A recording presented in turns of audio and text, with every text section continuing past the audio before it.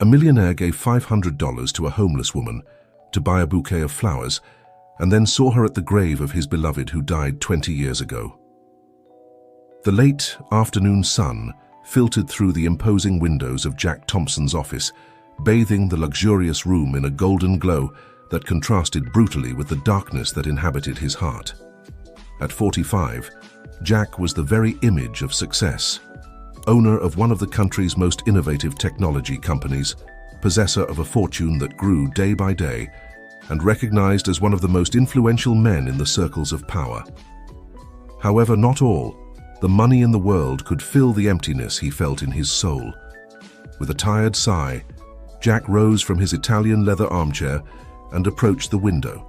From there he could see the skyline of the city stretching out before him, a concrete and glass testimony to his financial empire.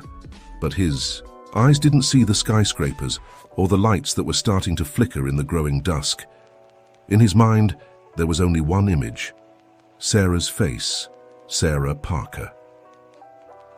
It had been 19 years since he lost her, but the pain was still as fresh as the first day. He closed his eyes, allowing himself to immerse in memories of the woman who had been his everything, her wavy brown hair that danced in the breeze, her honey-colored eyes that shone with a mixture of intelligence and sweetness, her crystalline laugh that seemed to light up even the darkest day. "Mr. Thompson," his assistant's voice through the intercom abruptly pulled him from his thoughts. "Your car is ready." Jack blinked, returning to the present. "Thank you, Lisa, I'll be down in a moment." With mechanical movements, the product of years of routine, Jack picked up his coat and briefcase before leaving. His gaze lingered on a framed photograph on his desk, him and Sarah embracing and smiling with the sea in the background. It was taken during their last vacation together, just weeks before the accident that took her away forever. The journey in the luxurious vehicle passed in silence. Jack distractedly observed the city streets through the tinted windows, his mind wandering between the past and the present. The driver, accustomed to his boss's muteness, especially on this particular day, didn't attempt to initiate any conversation. Finally, the car stopped in front of a flower shop. Jack descended from the vehicle and entered the store, where he was greeted by the owner with an understanding smile. "Mr. Thompson, the white lilies are ready as every year," said the woman, handing him a beautiful bouquet. Jack nodded silently, paid, and left the store. The sweet aroma of the flowers brought a new wave of memories. Sarah laughing as he gave her a similar bouquet on their first anniversary. Sarah tending to the lilies, she planted in the garden of the house they shared. Sarah holding a bouquet of white lilies on their wedding day. The cemetery was quiet and lonely when they arrived. Jack walked along familiar paths until he reached a white marble headstone. Gently, he placed the lilies in front of the grave and knelt, his fingers softly tracing the letters engraved on the stone. "Sarah Parker, beloved wife and generous soul, may her light continue to shine eternally." "Hello, my love," whispered Jack, his voice breaking slightly. "Another year has passed. I miss you more every day." For the next hour, Jack remained there speaking softly to Sarah. He told her about the company's progress, the new projects he was developing, the charitable works he had initiated in her name. He talked about his fears, his hopes, his truncated dreams, and as every year, he asked for forgiveness for not having been there to protect her, for not having been able to save her. When he finally stood up, the sun was already setting, tinting the sky in reddish and golden hues. Jack said goodbye with a kiss on the headstone and walked back to the car, feeling emotionally exhausted, but somehow a little lighter. The return trip to the city was as silent as the one there. Jack was looking out the window, lost in his thoughts, when something caught his attention.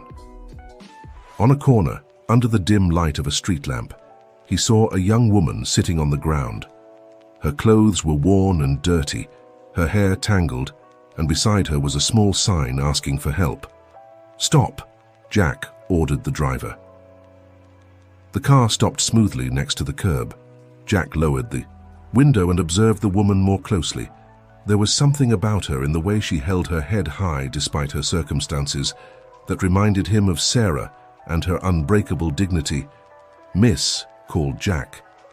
The woman looked up, surprised. Her eyes, an indefinite shade between green and brown, met Jack's. For a moment he felt as if time had stopped. "Yes?" She responded with a soft but firm voice. Jack took out his wallet and extracted several bills. "Here," he said, extending the money to her. "It's $500.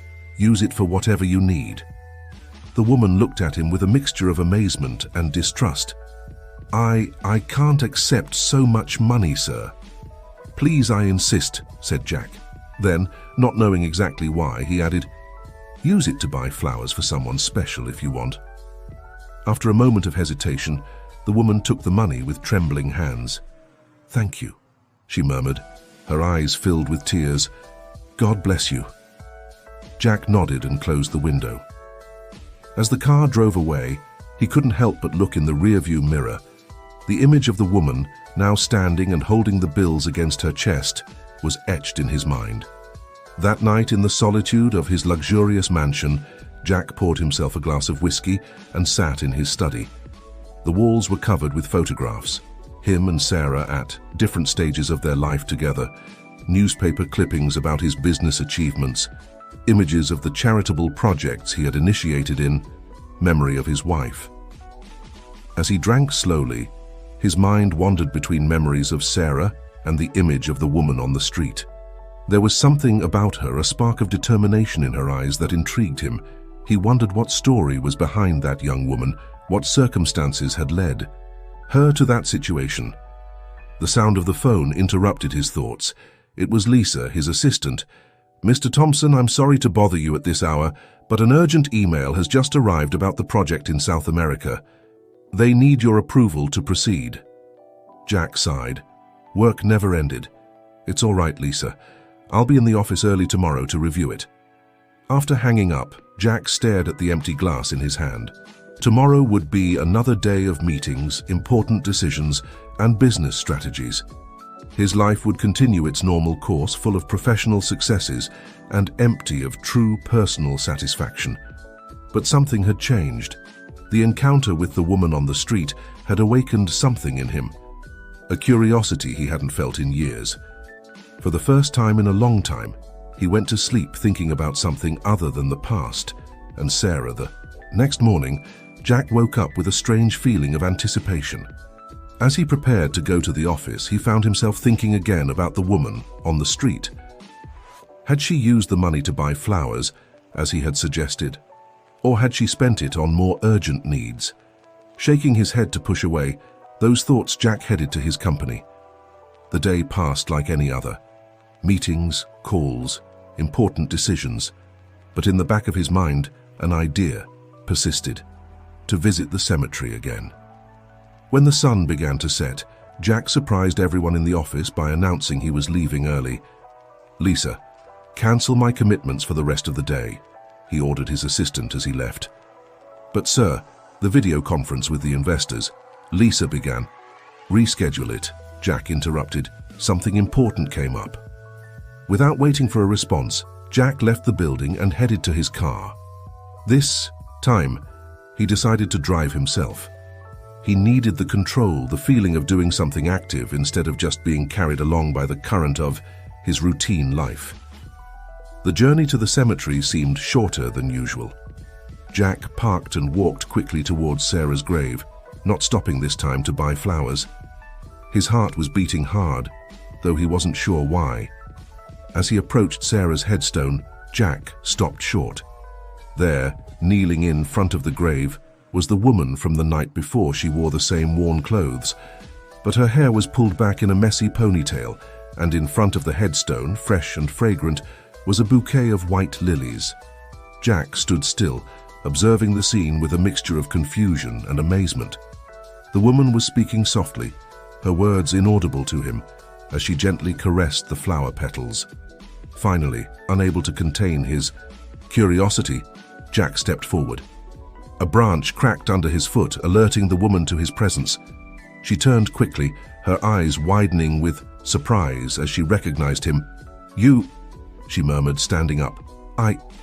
Jack began, but stopped, not knowing what to say. How to explain his presence?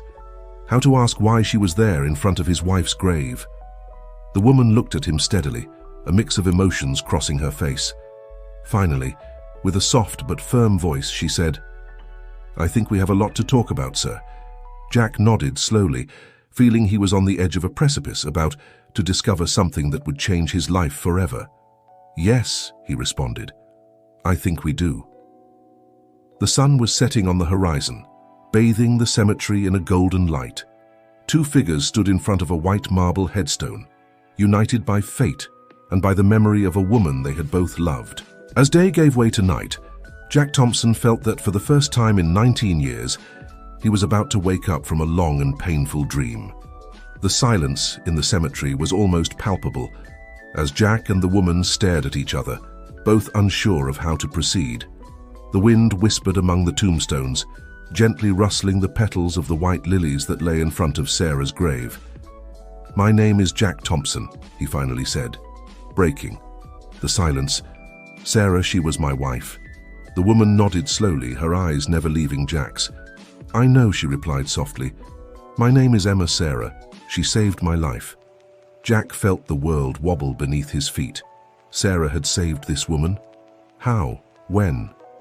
Thousands of questions crowded his mind, but before he could formulate any, Emma continued speaking. "Perhaps we should sit down," she suggested, pointing to a nearby bench. "It's a long story." Jack nodded mechanically and followed her to the bench. Once seated, Emma took a deep breath and began her tale. "I was barely 8 years old when Sarah found me. I was living on the streets, abandoned, with no one to care for me. One cold winter night, I had taken refuge in the doorway of a building. I was hungry, freezing, scared, and then she appeared." Emma smiled softly at the memory, her eyes shining with unshed tears. Sarah was coming out of a charity dinner. She was wearing a beautiful evening gown and a fur coat. She could have walked past like so many others had done, but she didn't. She stopped, knelt beside me, and asked if I was okay. When she saw I was shivering from the cold, she took off her coat and wrapped me in it. Jack listened attentively, his heart beating fast. This had happened during his marriage to Sarah, and yet he knew nothing about it. "Sarah took me to her home that night," Emma continued. "She fed me, bathed me, dressed me in clean clothes, and then she offered me a home." "But how is that possible?" interrupted Jack, unable to contain his confusion. "I never—" Emma looked at him with a mixture of understanding and sadness. "Sarah explained to me that she couldn't take me to live with her and her husband. She said it was complicated, that it could cause problems, but she promised she would take care of me." Jack felt as if he had been punched in the stomach. Had Sarah kept this child's existence a secret? Why? "Sarah bought a small apartment," Emma continued. "She hired an older woman, Mrs. Rogers, to live with me and take care of me. Sarah came to visit me almost every day. She brought me books, helped me with my schoolwork, took me to the park. She became the mother I never had." Tears were now flowing freely down Emma's cheeks, and Jack felt his own eyes moistening. "For years, Sarah was my entire world. She taught me to read, to write, to dream. She talked to me about how important education was, how it could change my life, and I adored her. To me, she was an angel who had descended from heaven to save me." Jack listened in silence, his mind trying to reconcile this new information with the image he had of his wife Sarah. Had always been compassionate, generous, but this went beyond anything he had imagined. "When I turned 15, Emma continued, Sarah told me the truth. She told me she wasn't my biological mother, that she had found me on the street and decided to take care of me.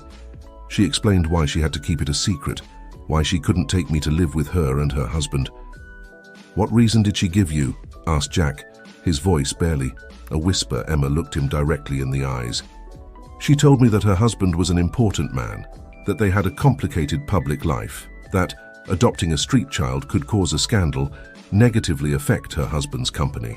Sarah, she didn't want to cause you problems, Jack." Jack felt the world crumbling around him all these years. He had believed he knew Sarah completely, and now he discovered that she had led a parallel life, a life he knew nothing about. I don't understand," Jack murmured, running a hand through his hair. Why didn't she tell me? I would have understood. I would have... Sarah loved you deeply, Emma interrupted gently. She always talked about you with so much affection, with so much admiration. I think she feared that if she told you, you would feel obligated to accept me into your life. She didn't want to put you in that position. Jack stood up abruptly from the bench, needing to move to process all this information. He walked a few steps, turning his back to Emma, his mind a whirlwind of contradictory emotions and thoughts. What happened next? He finally asked. Without turning around, Emma sighed. Sarah continued taking care of me until the accident. When she died, I was 17 years old. Suddenly, I was left with nothing. Mrs. Rogers, who was already elderly, couldn't continue caring for me. The money Sarah had left for my maintenance quickly ran out. I went back to the streets. Jack turned around sharply upon hearing this. Horror reflected on his face. You went back to the streets, but why didn't you seek help? Why didn't you look for me? Emma smiled sadly. And what was I going to tell you? Hello? I'm your late wife's secret adopted daughter. No, Jack, I couldn't do.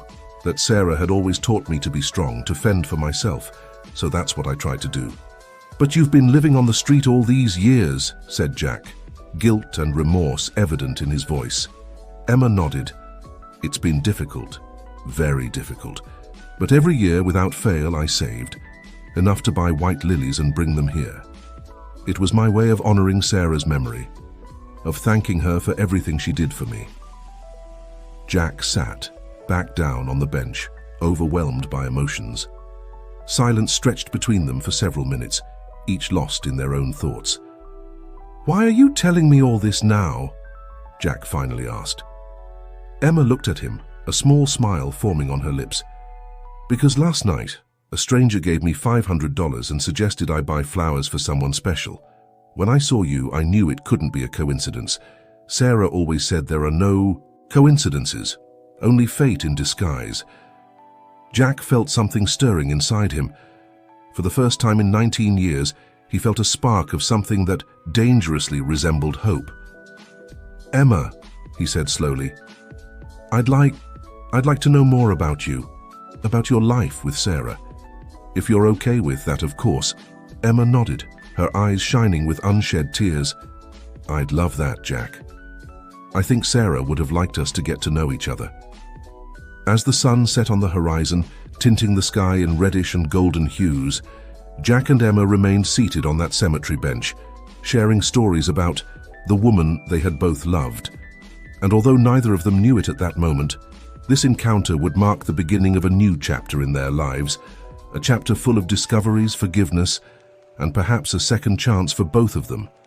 When they finally stood up to leave, Jack looked once more at Sarah's headstone. For the first time in 19 years, he felt the weight in his heart lighten a little. Emma, he said, turning to the young woman, would you like to have dinner with me? I think we have a lot to talk about. Emma smiled, a smile that lit up her tired face and reminded Jack of the way Sarah used to smile. I'd love to, she replied, as they walked together towards the cemetery exit. Jack couldn't help but think that Sarah, somehow, was still taking care of both of them. And for the first time in a long time, he felt that maybe, just maybe, the future could be a little less lonely. The restaurant Jack had chosen was elegant, but discreet, located on a quiet street in the city center.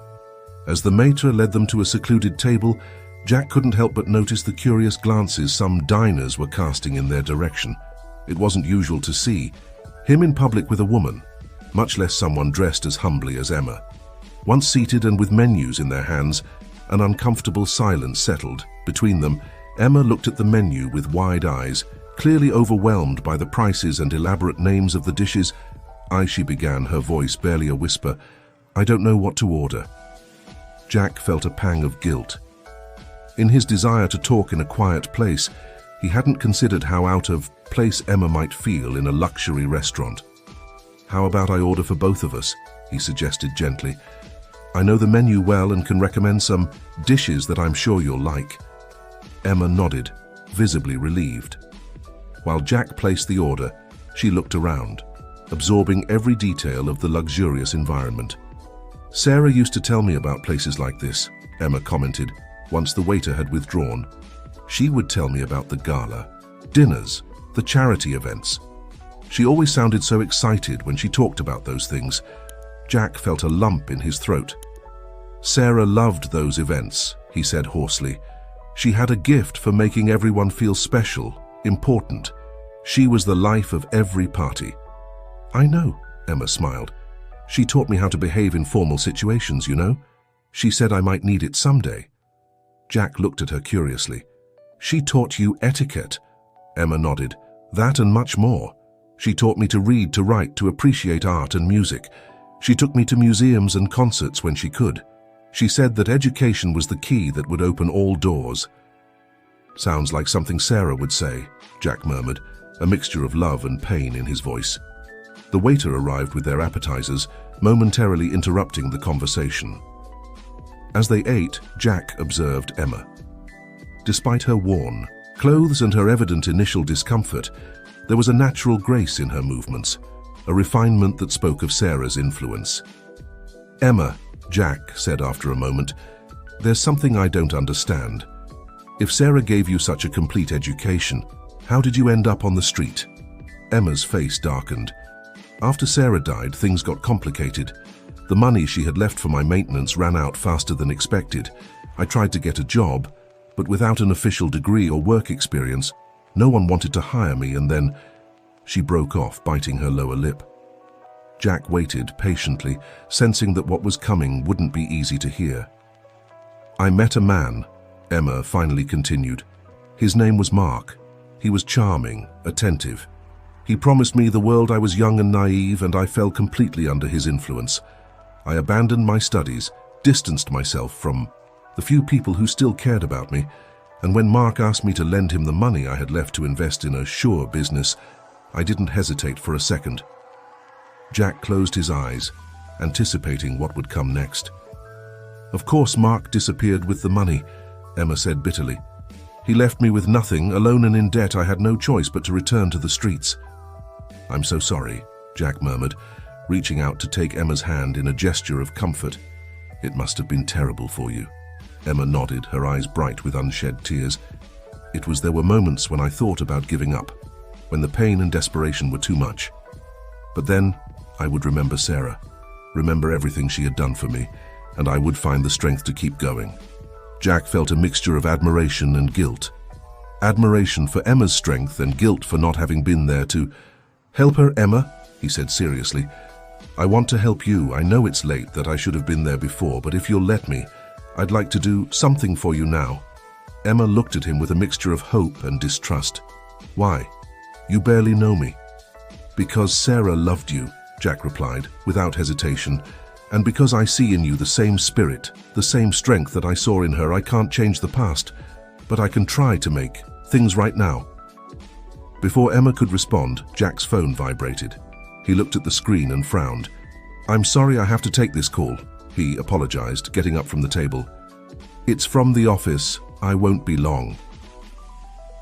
As Jack walked away to talk on the phone, Emma was left alone at the table, her mind a whirlwind of contradictory emotions and thoughts. On one hand, Jack's offer was tempting. After years of struggle and deprivation, the idea of having some stability, some security, was almost overwhelming. On the other hand, could she really trust this man she barely knew? Wouldn't she be betraying Sarah's memory by accepting his help? Lost in her thoughts, Emma didn't notice the man approaching the table until he was standing next to her. Excuse me, miss, the man said in a soft voice. I couldn't help but notice that you're dining with Jack Thompson. May I ask how you know Mr. Thompson? Emma looked at the man with surprise and a bit of wariness. He was tall, elegant-looking, with graying hair and penetrating eyes that looked at her intently. It's a long story, Emma replied, uncomfortable.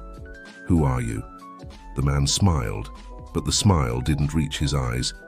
Excuse my lack of manners. My name is Robert Wilson. I'm an old friend of Jack's and of Sarah's. Upon hearing Sarah's name, Emma visibly tensed. Robert seemed to notice her reaction, and his smile widened. I see you know Sarah, he said in a tone that Emma found dangerously soft. How interesting, Jack never mentioned having a friend who knew his late wife. Before Emma could respond, Jack returned to the table. When he saw Robert, his face hardened. "Robert," he said coldly, "what are you doing here?" Robert turned to Jack, his smile still in place. "Jack, old friend. What a coincidence to find you here. I was just greeting your charming companion." Jack looked at Emma, who seemed visibly uncomfortable. "Robert, I'd appreciate it if you'd let us dine in peace," he said, in a tone that brooked no argument. Robert raised his hands in a gesture of surrender. Of course, I didn't mean to interrupt. Have a pleasant evening." Before leaving, Robert leaned towards Emma and whispered something in her ear. Then, with a last enigmatic smile, he walked away. Jack sat down, his face a mask of concern. "Emma, are you okay? What did Robert say to you?" Emma, pale and trembling, looked at Jack with eyes full of fear. He told me to be careful, that there are secrets that are best left buried." Jack felt a chill run down his spine.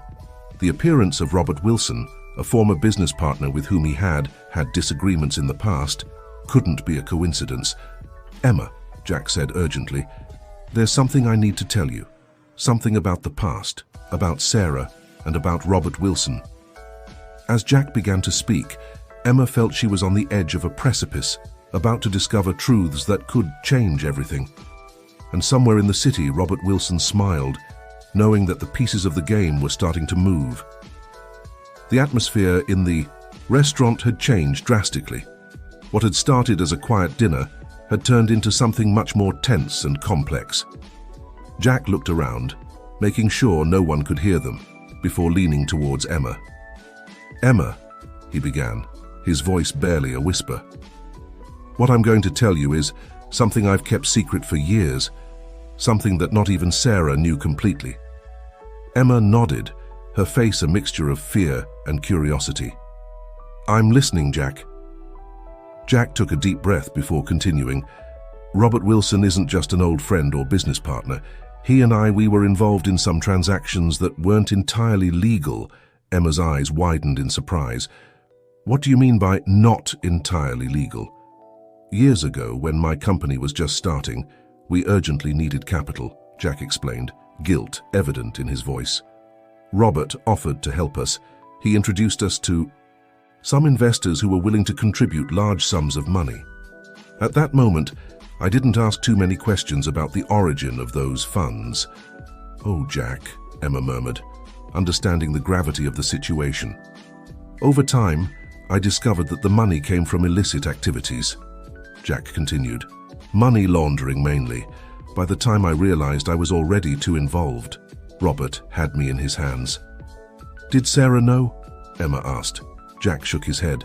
"Not entirely. She suspected something wasn't right, but she never knew the details. I protected her from that truth." "And what happened next?" Emma urged. "I tried to distance myself from Robert and his shady businesses," Jack said. "I used a large part of the company's legitimate earnings to return the dirty money little by little, but Robert wasn't happy with that. He wanted us to keep collaborating." Jack paused, his eyes full of pain. "The night of Sarah's accident. She and I had argued. I was stressed, worried about Robert and his threats. Sarah felt I was hiding something from her. She left the house angry, and then..." His voice broke. Unable to continue, Emma reached out, taking Jack's hand in a gesture of comfort. "It wasn't your fault, Jack," she said softly. Jack looked at her, grateful for her understanding. "Thank you, Emma. But there's more. After Sarah's death, Robert came to see me. He told me he had information about the accident, that it hadn't been a simple traffic accident." Emma tensed. "What do you mean?" "Robert insinuated that the accident might have been provoked," Jack said, his voice barely audible. "He never gave me concrete evidence, but the idea has tormented me for years. What if Sarah died because of me? Because of my mistakes?" Emma squeezed Jack's hand. "Jack, you can't blame yourself for something like that. Robert could be lying, manipulating you." I know," Jack nodded, "but the doubt has always been there. And now, with your appearance, with Sarah's secrets coming to light, I fear Robert is planning something." "Do you think my presence could be a threat to him?" Emma asked, concern evident in her voice. "It's possible," Jack admitted. "If there's something else Sarah knew, something she might have told you." Emma frowned, thoughtful. Sarah never mentioned Robert by name, but there was something. Shortly before she died, she talked to me about an important secret. She said she had left instructions that when the time was right, I would know what to do. Jack leaned forward, his interest palpable. "What kind of instructions? Where did she leave them?" "I don't know," Emma admitted. "She never got to tell. The accident happened shortly after." Jack leaned back in his chair, his mind working at full speed. "We have to find those instructions, Emma. They could be the key to understanding all of this." "But where do we start?" Emma asked. "From the beginning," Jack said with determination. "We're going to visit all the places that were important to Sarah. Her office at the charitable foundation, our old house, even the apartment where she raised you. She must have left some clue." Emma nodded, a spark of hope in her eyes. "Okay, let's do it." Just as they were about to get up, Jack's phone vibrated. It was a message from an unknown number. Jack opened it and felt his blood run cold. "Lies have short legs, Jack. The past always catches up with us. Take good care of your new friend. It would be a shame if something happened to her like it did to Sarah." Jack looked at Emma, fear evident in his eyes. "We have to go now." As they hurriedly left the restaurant, neither of them noticed the figure watching them from a car parked across the street. Robert Wilson smiled to himself, taking out his phone to make a call. "They're on the move," he said quietly. "Follow them, but keep your distance. I want to know every step they take." He hung up the phone and started his car, discreetly following Jack's vehicle. The game had barely begun, and Robert was determined to win no matter the cost. Meanwhile, in Jack's car, Emma looked out the window, her mind a whirlwind of questions and fears. "Jack," she finally said, "do you think we're in danger?" Jack gripped the steering wheel tightly, his knuckles white from the force. "I don't know, Emma, but I promise you I'll do everything possible to keep you safe. I won't lose anyone else because of my mistakes." As the car delved into the night, both felt they were on the verge of something big, something that could change their lives forever. The secrets of the past were about to come to light, and nothing would ever be the same again. Somewhere in the city, in a forgotten safe, a yellowed envelope patiently waited to be discovered inside. Sarah's last words, a map to the truth that both Jack and Emma desperately sought. The race against time had begun, and both their fates hung by a thread. The night enveloped the city in a cloak of darkness. When Jack's car stopped in front of an imposing mansion, Emma looked out the window, her eyes widening in amazement at the magnificence of the house. "Is this where you lived with Sarah?" she asked quietly. Jack nodded, his face a mask of contained emotions. "Yes, I haven't been here in years after Sarah's death. I couldn't bear to keep living in this house. Too many memories." They got out of the car and approached the front door. Jack took a key out of his pocket, his hands trembling slightly as he inserted it into the lock. With a click, the door opened, revealing an elegant interior covered in white sheets and a thin layer of dust. "Where do we start?" Emma asked, her voice barely a whisper in the sepulchral silence of the house.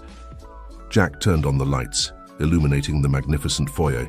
"Sarah's study," he replied. "If she left any clue, it's likely to be there." They climbed the stairs and headed towards a door at the end of the hallway. Jack stopped in front of it, his hand on the doorknob, as if gathering the courage to open it. "Are you okay?" Emma asked gently. Jack nodded, took a deep breath, and opened the door. Sarah's study was a spacious and bright room, with bookshelves covering the walls and a large wooden desk as the centerpiece.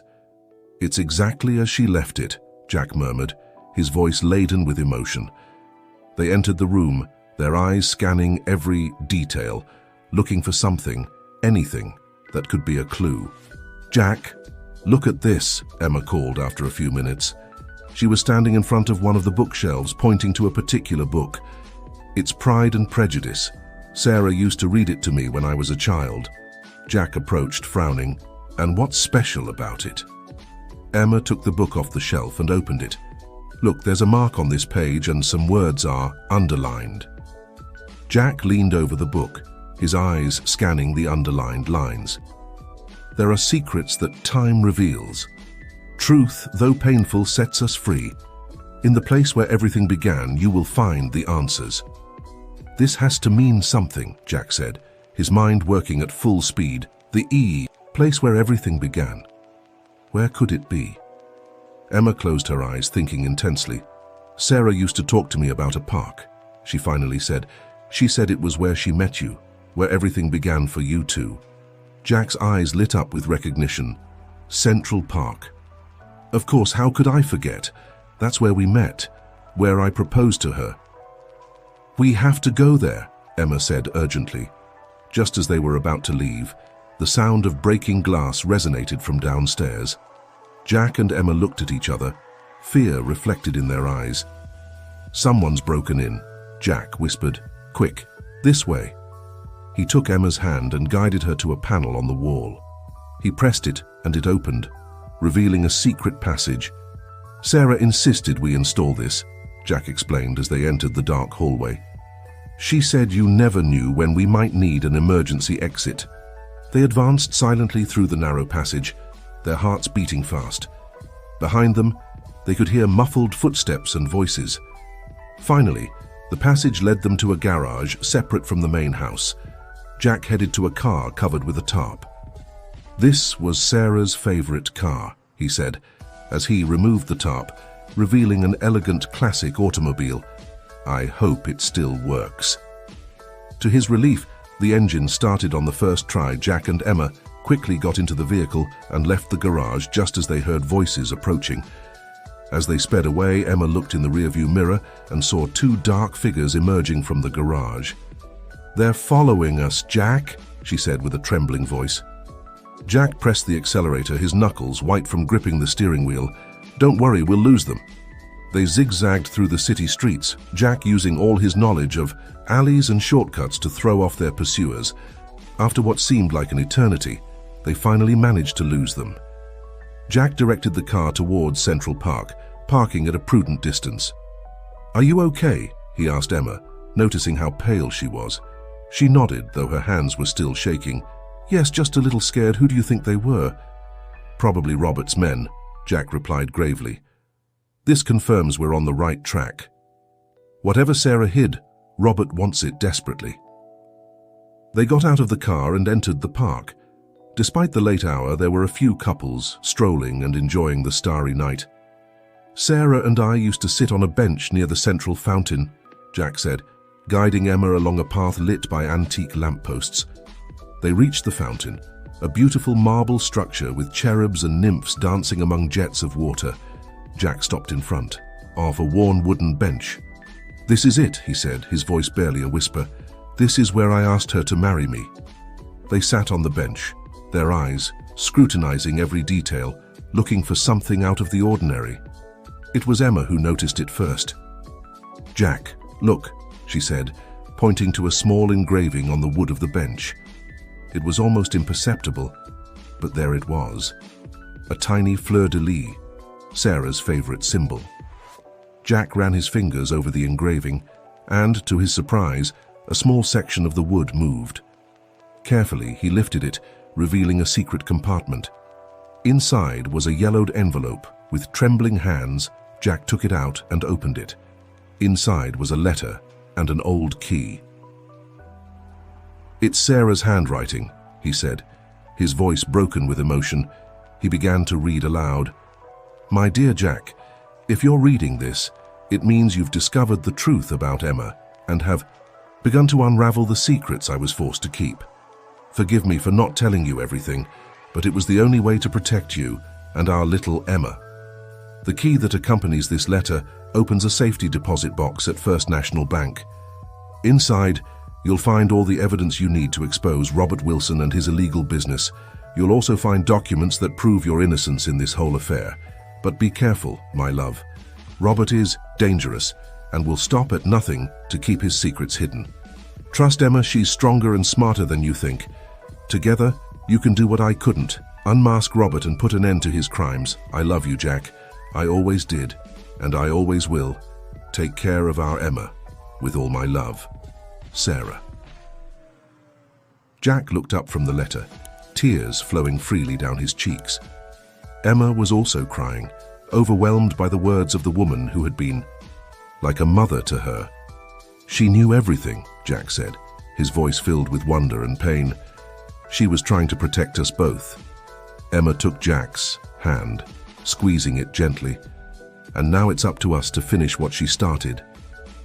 Just then, the sound of approaching footsteps alerted them. Jack quickly tucked the letter and key into his pocket. "We have to go," he said, standing up and pulling Emma along. They began to run through the park, aware that their pursuers were close. The race for the truth had become a race for their lives, and time was running out. As they ran towards the park exit, Jack realized they were no longer simply looking for answers. They were in the middle of a battle that Sarah had begun years ago, and that now depended on them to finish. With Sarah's letter burning in his pocket and the sound of their pursuers getting closer, Jack and Emma plunged into the night, determined to uncover the truth no matter the cost. The sun was beginning to peek over the horizon, tinting the sky in pink and golden hues when Jack and Emma arrived at First National Bank. They had spent the night moving from one place to another, avoiding Robert's men and preparing for this crucial moment. "Are you ready?" Jack asked, looking at Emma with a mixture of concern and determination. Emma nodded, her face showing a resolution that went beyond her years. More than ever, it's time for the truth to come to light. They entered the bank just as it was, opening its doors. Jack approached an employee, showing the key and requesting access to the corresponding safety deposit box. After verifying his identity, they were led to a private room where they were given a metal box. With trembling hands, Jack inserted the key into the lock. The click-it, produced as it opened, seemed to resonate in the silent room. Inside the box was a thick folder and a USB drive. "This is it," Jack murmured, quickly, leafing through the documents. Financial records, emails, photographs. Sarah compiled all the necessary evidence to expose Robert. Emma examined the USB drive. "Do you think we should look at it now?" Before Jack could answer, his phone vibrated. It was a message from an unknown number. "You have something that belongs to me. I'll be waiting for you at the old abandoned factory on the outskirts of town. Come alone or the consequences will be unpleasant. R.W." Jack showed the message to Emma, who visibly paled. "It's a trap," she said. "I know," Jack replied, "but we don't have a choice. Robert is dangerous and we don't know what else he might do." They took a taxi to the indicated location, the journey passing in tense silence. The abandoned factory loomed before them, a decrepit building that looked like it was straight out of a horror movie. "Whatever happens," Jack said as they approached the entrance, "I want you to know that I'm proud of you, Emma. Sarah would be proud of the woman you've become." Emma smiled weakly, squeezing Jack's hand. "Thank you. We're in this together." As they entered the factory, they were greeted by the echo of their own footsteps in the empty space. Suddenly the lights came on, revealing Robert Wilson standing in the center of the room, flanked by two menacing-looking men. "Jack, my old friend," Robert said with a smile that didn't reach his eyes, "and young Emma, how touching to see you working together, almost like a family." "It's over, Robert," Jack replied, his voice firm. "We have all the evidence necessary to expose you. Your crimes, your dirty business, everything." Robert laughed, a cold sound devoid of humor. "Do you really think it's that simple? I've built an empire, Jack. I have connections you can't even imagine. Do you think a few papers can stop me?" "They're not just papers," Emma intervened. "Sarah documented everything. Every illegal transaction, every bribe, every threat, it's all here." Robert's smile faltered for a moment. Sarah was always too smart for her own good. It's a shame what happened to her. Jack took a step forward, anger evident on his face. "What do you mean by that? Did you have something to do with her death?" Robert sighed dramatically. "Oh, Jack, do you really want to know the truth? Sarah discovered too much. She became inconvenient. I had to take measures." "You killed her," Jack shouted, lunging towards Robert. Robert's bodyguards moved to intercept him, but Emma was faster. In a move that took everyone by surprise, she pulled out a small gun from her jacket and pointed it directly at Robert. "Don't move," she ordered, her voice surprisingly calm. Robert raised his hands, surprise evident on his face. "Well, well. The little orphan has claws after all." "Sarah taught me more than good manners," Emma replied. "She also taught me how to protect myself and how to protect those I love." At that moment, the sound of sirens filled the air through the factory's broken windows. The lights of several police cars could be seen approaching. "What have you done?" Robert growled, looking at Jack furiously. Jack smiled, taking his phone out of his pocket. "I activated the audio recording as soon as we entered your confession about Sarah. It's all here, and I just sent it to the police along with our location." Robert's eyes widened in horror as he realized he was cornered. He made a sudden move, as if he was going to pull out a weapon, but Emma was quicker. She fired, the bullet grazing Robert's arm and making him fall to the ground. In a matter of seconds, the police burst into the building. Robert and his men were quickly subdued and handcuffed. As the officers took Robert away, he looked at Jack with a mixture of hatred and resignation. "This isn't over, Thompson. I have powerful friends. This isn't the end." Jack looked at him steadily, years of pain and anger finally finding their release. "You're wrong, Robert. It is the end for you. At least..." When the last police car drove away, Jack and Emma were left alone in the abandoned factory. The silence surrounding them seemed charged with unexpressed emotions. "Are you okay?" Jack asked softly. Emma nodded, putting away the gun. "Sarah gave it to me years ago. She said she hoped I'd never have to use it, but that the world could be a dangerous place." Jack looked at her with a mixture of amazement and pride. "You're incredible. Emma, Sarah would be so proud of you." "Of us," Emma corrected with a small smile. "We did it together." They left the factory, the sun now high in the sky bathing them in its warm light.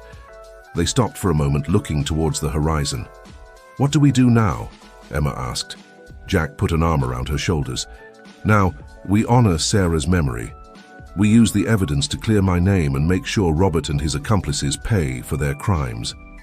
"And then what?" Emma urged. "Then we start anew," Jack replied with a genuine smile. "As a family. If you want to, of course." Emma's eyes filled with tears. "I'd love that." As they walked together towards an uncertain but hope-filled future, both felt Sarah's presence, as if she were guiding and protecting them.